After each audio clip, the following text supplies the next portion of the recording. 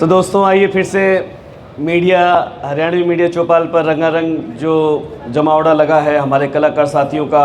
और इस मेले में हर तरह के लोग हैं, जैसे मैंने आपको पहले बताया था, लोक कला को जिंदा रखने वाले सांस्कृतिक लोग और राजनीतिक लोग, सामाजिक लोग, गांव पंचायत के लोग, साथ ही साथ लिखने पढ़ने वाले शिक्षक, डॉक्टरेट, रिसर्चर, समाज सेवक, समाजशास्त्री और एजुकेटर्स और जो समाज में शिक्षा पर काम करते हैं। तो ऐसे ही एक साथी हमारे बीच में हैं जो कुरुक्षेत्र से ही, और आपने मीडिया चौपाल पर डॉक्टर आशीष जी का हम आपका अभिनंदन स्वागत करते हैं जी। राम राम जी। डॉक्टर आशीष सेंट्रल यूनिवर्सिटी से डॉक्टरेट हैं, आप हरियाणा का मान सम्मान बढ़ा रहे हैं और इसके साथ साथ आप कई और कृतियों पर काम कर रहे हैं, समाज के शिक्षण पे काम कर रहे हैं, बच्चों को मोटिवेट करते हैं। और ऐसी चलते चलते आपने इन बहुत सारे अनुभवों को एक साथ साझा करते हुए एक नई किताब जिसमें बियॉन्ड द बाउंड्रीज करके एक किताब जो अभी हाल ही में आपने प्रेस में भेजी और बहुत जल्द छपकर हमारे बीच में आएगी। तो डॉक्टर साहब आज मंच पर आप आए हैं तो हम इस किताब का लॉन्च करेंगे, और इससे पहले कि ये किताब क्या है, इसका कंसेप्ट बताएं हमें। सबसे पहले मीडिया चौपाल के सभी दर्शकों को मेरी तरफ से नमस्कार जी।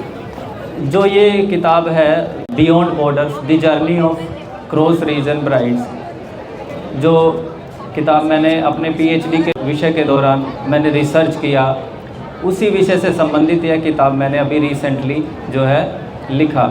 और इस किताब में हम हरियाणा में जो पार क्षेत्र विवाह का जो प्रचलन बढ़ रहा है, जिसे हम क्रॉस रीजन मैरिजेस बोल देते हैं, जैसे कि बहुत सी हरियाणा प्रदेश में अन्य प्रदेशों से महिलाएं विवाह करके आती हैं, जिन महिलाओं की शादी अपने रीजन में न करके दूसरे क्षेत्र में या राज्यों से आकर विवाह करती हैं। हरियाणा में आने के बाद कल्चरल इंटीग्रेशन के बारे में ये जो किताब है पूरी, उनकी जो जीवंत एक्सपीरियंस जो है उसके बारे में पूरा ये किताब एक निचोड़ है। जब आपने ये लिखी किताब तो मतलब कहाँ से इसके विचार की शुरुआत कहाँ से हुई? इस किताब को मैं हरियाणा के एक काफ़ी बड़े गांव पाई से बिलोंग करता हूं। अच्छा। तो हमारे गांव में लगभग मैंने बहुत सारी ऐसी जो महिलाएं देखी थी, जो कोई यूपी से आती थी या बिहार से। ये बहुत पुरानी बात है। जब मैंने समाजशास्त्र विषय में मास्टर्स किया तो तभी मेरे मन में ये आया था कि मैं इस विषय पे कभी शोध करूँगा, लेकिन आज उस बात को लगभग 10 वर्ष हो गए हैं। तो मेरा सेंट्रल यूनिवर्सिटी हरियाणा से पीएचडी किया मैंने क्रॉस रीजन ब्राइड्स के विषय पे। तो इस पे आपने फिर किताब लिखी? हाँ, इस पे मैंने। तो जब आप ये विचार जब आप देख रहे थे, समझ रहे थे, तो आखिर कौन सी बातें निकल कर सामने आई, जो चीज़ें आपको पता लगती हैं कि भी जब क्रॉस रीजन की बात है, अच्छे में है, बुरे में है, कैसे देखते हैं? क्रॉस रीजन मैरिजेस को हम 2 तरीके से देख सकते हैं। हरियाणा का जो सामाजिक ताना बाना है, इसके ऊपर कई तरह से प्रभाव हैं। जैसे कि अगर हम देखें, हमारी हरियाणवी जो संस्कृति है, इसमें जो जाति प्रथा की अगर हम बात करें, इसमें इस तरह की जो मल्टी कल्चरल और जो इंटर कल्चरल जो मैरिजेस को बढ़ावा दे रही है, और जो इस तरह की मैरिजेस हैं, इनकी वजह से जो हमारे हरियाणा में बहुत सारे पुरुष ऐसे हैं जो हरियाणा का एक इतिहास रहा है। अगर हम पूरा पिछले दशकों में जाते हैं तो सेक्स रेशो हमारे हरियाणा का काफ़ी कम रहा है, जिसकी वजह से बहुत सारी समस्याएं समाज में रही हैं। और जो पुरुष है वो लोकल में शादी नहीं हो पाती है उनकी। इसमें कई, जैसे हमारी पुरानी बात करें तो एक तो ये आटा साटा भी था हमारे, उसमें कंसेप्ट था कि हमारे यहाँ एक परंपरा थी जिसे हम अगर हम हरियाणवी में कहें तो आंटा शांटा बोल देते हैं। हाँ। और वैसे अगर हम इंग्लिश में वर्ड कहें, इस पे भी सोशियोलॉजी डिपार्टमेंट में कुरुक्षेत्र विश्वविद्यालय में रिसर्च हुई है, उसे आटा शाटा बोल देते हैं। हाँ भाई, तो आपने भाई बेटी देंगे और बेटी लेंगे, बेटी देंगे और बेटी लेंगे।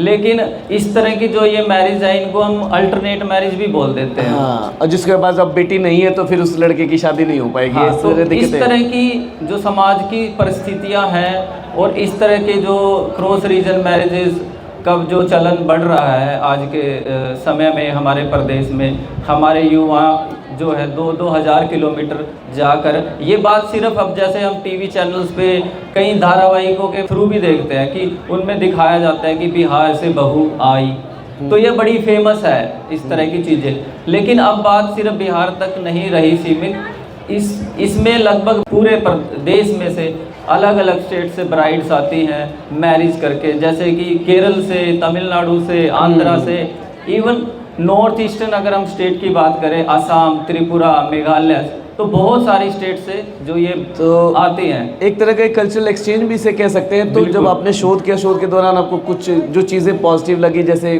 कुछ जो बदलाव हुए?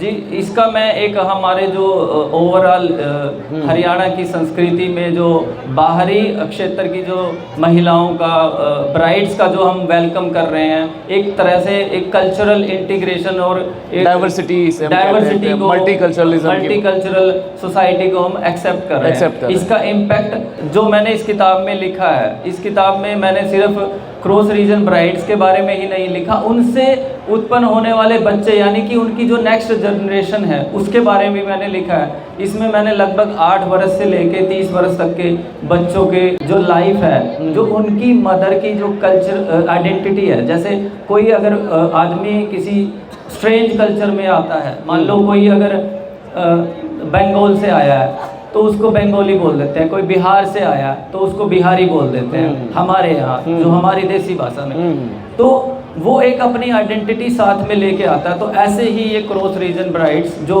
हमारे हरियाणा में आती हैं, हरियाणा के गाँव में आके हमारे परिवारों में रहती हैं, ऐसे कल्चर को भी साथ के साथ चुपके से, धीरे से अपने रंग में, मतलब हरियाणा के रंग में अपने कल्चर को घोल देती हैं।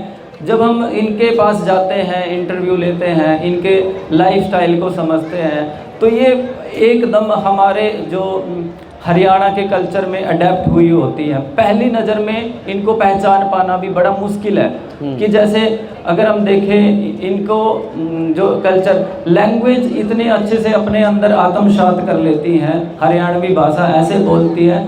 जैसे यहाँ पर हम देख रहे हैं कि हरियाणा चौपाल पे हमारे लोकल जो युवा साथी हैं हरियाणवी भाषा का प्रयोग कर रहे हैं। ये महिलाएं भी ऐसी जगह को अपने घरों में, चाहे वो भजन हो, कीर्तन हो, बिल्कुल, या फिर हरियाणवी गीत संगीत के प्रोग्राम हो, वहाँ पर परफॉर्म करती हैं। यानी धीरे धीरे रहते अब देखिए विविधताओं के देश की जब बात करें, हरियाणा में जहाँ बहुत सारे गोत मिला के और कई सारे ऐसे कंसेप्ट थे, तो उसका भी अपना एक वक्त था, या अपने जो कहते हैं एक पर्टिकुलर ब्रीड में काम शादी होना या अपने गोद में शादी, सबके अपने अपने एक वक्त था, लेकिन समय अनुसार चीज़ें बदली।